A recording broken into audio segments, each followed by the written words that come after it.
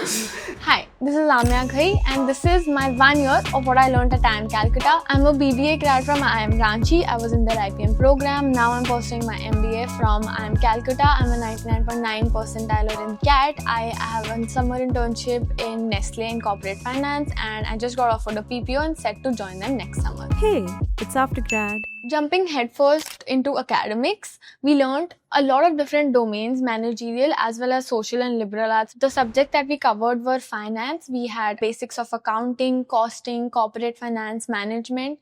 We studied statistical modeling, operations, a lot of data sciences, IT courses. Then we had HR and economics courses as well. We had social courses on India's world economy, the social structure, the history of business. The amalgamation of learning all of these basic foundational courses form a very, very strong base for anybody going into business from the point of entrepreneurship or even working in a managerial position. It gives you an overview of all the aspects that go into building a company, of how a product is conceived to manufactured and then sold to a customer. You get an overview of every value chain process that is a part of that journey, and that was what our first year was about. We also have a qualifying mathematics exam at IIM Calcutta, so you basically have to mandatorily pass that mathematics exam, which consists of some basic calculus level mathematics for maybe non-science or non-engineer students that everybody is required to know, and without that you're not allowed to enroll in the course.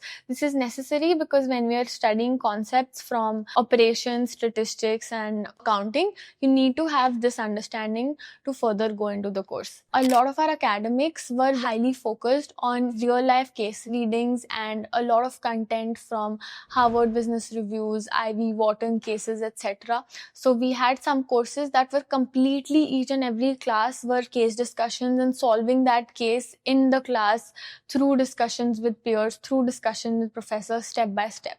And we literally learned on how, if we were sitting in a boardroom, how we would go about solving that problem and getting to a solution, including crunching the numbers to the theoretical aspects, studying about the concept of customer lifetime value and customer referral value. So we had a case about this German town where there were a lot of different restaurants. It was a tourist town and we were given some numbers about the population demographics, the kind of people that visit the town vis-a-vis the kind of people demographically that visit the restaurants, how much they tend to refer to their friends, etc.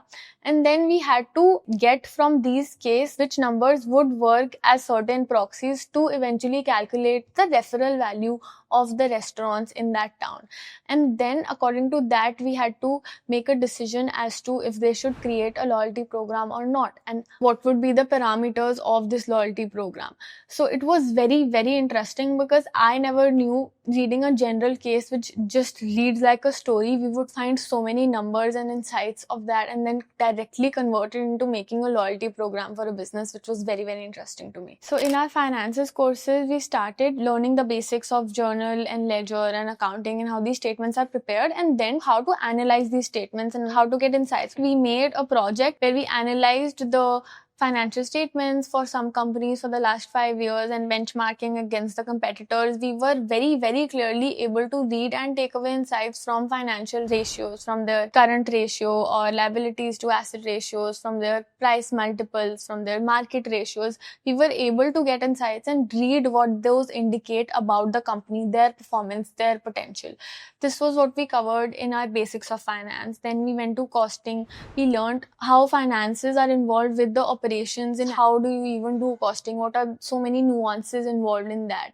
There are very many different methods of going about it. We learned how to do that to optimize and align it with the business strategy. Then going forward to corporate finance, we learned about capital budgeting, capital structuring, how equity works, how the share market works. We learned basics of options, futures, derivatives, how to apply them. In class, sir would open his Bloomberg terminal or he would open equity capital line and we would see what's going on in the stock market, and he would tell us what kind of insights are there and how we can infer this information and how we can act on this information if we were a trader investing in the market right now. Even forgetting about the IIM tag or the brand name that this college holds, it's about the quality of education really. Because when we were learning economics, how the business world and the entire economy in the world works at large, And in micro and macro both, our professors would connect all the concepts that we learned in class live to the news that came out just yesterday, or to the happenings in the world right now. Even for instance, in our exam itself,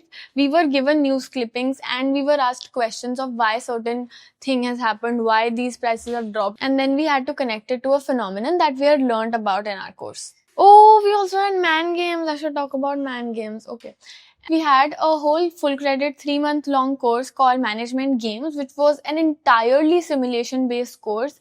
And through all the lectures of that course, we basically had a portal. The whole class was divided into teams, and we had extremely detailed, comprehensive, lengthy reports, all 3 financial statements, all the business reports, the manufacturing reports, everything that the CXO suite of a business would have.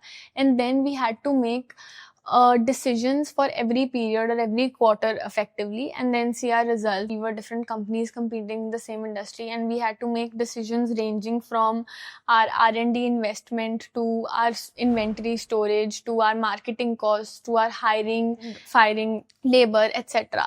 We had to make 30 to 40 decisions per quarter, and we played for across I think 10 quarters, and this was an entirely simulation based course that we had for 3 months. We also had a particular course on creating customer centric ventures, where through the entire course different teams built their own products, that as in we actually made the websites and the apps and the VC pitch deck for our products. Everybody built their own company. We had a website based wedding related company, so we did a beta testing by hosting a campus wedding, a fake wedding in our campus, which was really fun. And other people actually launched their websites, and they had interactions and customers on their website itself, and then they had to make it private again because they were real customers reaching out to them. But to be real, apart from the academics, the biggest focal point that our MBA or our first year revolved around completely was the placement season. The first term, we started with endless case comms and case comms and case comms and CV building and CV reviews and getting our resume pointers all checked. Everybody is running after seniors to get their CVs reviewed, to get better iterations, to highlight their achievements. This is a whole process that goes on for the first 1-2 months. The placement season is such an immersive process, and you put all your time and all your life and energy and patience into it for the entirety of term 1 and also somewhat of term 2, that you feel like you know too much about it. So it only feels natural when you become mentors to the juniors in second year, because you have that much knowledge and your seniors help you so much. They help you and guide you through each and every step of the placement, so you do feel like paying it forward and you have all that knowledge to disseminate. So what happens broadly in the placement season during an MBA is we make our CVs, we get them reviewed, we get them verified, we prep, we make our CVs cater to different sectors also, then we prep catering to different sectors. Everybody has their preferences, and then you have different preparation strategies. We attend a lot of sessions. There's a ridiculously high amount of conversations and interactions that we do with our seniors. We have entire case books and prep repositories with books and books on preparing for interviews. It's one whole term of sleepless nights and so much effort you put into your summer placement season. And I think when people come into an MBA, they think it's all about the final placements, and that's the big deal. But the summer placements are the major big deal. And a majority of people are actually hoping to just get a PPO, a pre-placement offer from the same company for the final placements through their summer internships as well.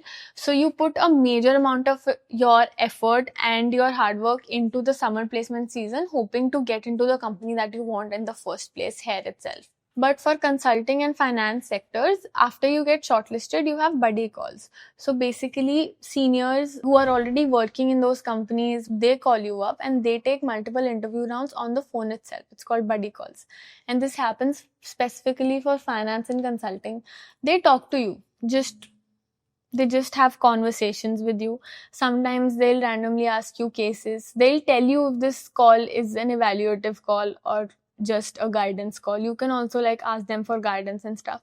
And then on basis of those calls and buddy calls and evaluation, you get a hot list. A hot list is getting the 8 a.m. interview, the very first interview slot during the placement week. The alumni network is very, very, very involved in the placement process. Even in the week itself, the alums from IIM Calcutta only will come and will sit for the company processes of those particular companies. They will take the buddy calls, they will like do KT, they will guide the students. Case comps is a big thing because the placement process can be very randomized and luck based because of the variability in CV shortlisting, the biases involved in the interviews, obviously. So doing case comps comes from the place that you can get a chance, you can get a shot at PPO, and a lot of people try to get out of the placement process early on. They don't have to sit through the interview. What comes away from this hard working and working your ass off and these sleepless nights and everything from the placement season is that you build an enormous work ethics. You're doing all of that,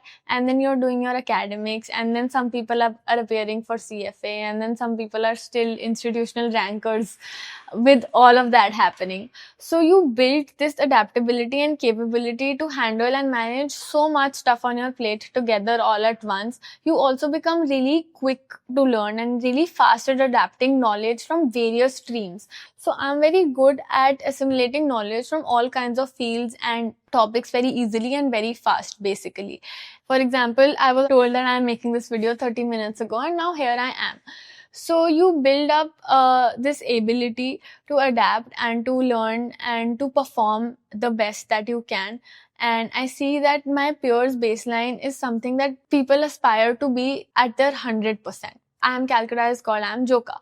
And this Joka spirit that was ingrained in us through so many parties and placement season endings where we chant Joka, Joka, Joka has made in us such a connection that the alum network helps us so much when we go out there into the world, when we will meet IIM Calcutta alums in the corporate world as our seniors, as our bosses. They will help us and they will know that what we've been through. They will exactly know what kind of stuff we've been through, what kind of stuff we've learned, and it will be easier for them to judge us and to help us go further or guide us further. We have alum mentorship programs. So if I'm someone who's interested in corporate finance, I can very easily just reach out to someone who's been working in corporate finance for 10 years and ask him to guide me, and I will have accessibility to him. We have this whole data set of with contact information and information on where they're working of anyone and everyone who's ever been an MBA student at IIM Calcutta. People are more willing to help you out because of the spirit and the connection that they feel to the campus. It feels really, really nice to be the youngest at IIM Calcutta because it makes me feel like I have so much opportunity and I have so much space and time for growth and changing my path and exploring as much as I want, because I see I have an amazing head start and that's great. Do it treat you like a Sometimes, yes. So many people ask and wonder about how to crack CAT. The final answer or the bottom line is that you have to do as many mocks as you can. You have to practice the questions because the way to learn and to crack this exam is to get the questions, to see where you went wrong, why you went wrong, practice more mocks, and the whole cycle all over again. So you can go and check out Aftergrads for mocks. Thank you. Bye-bye. All the best.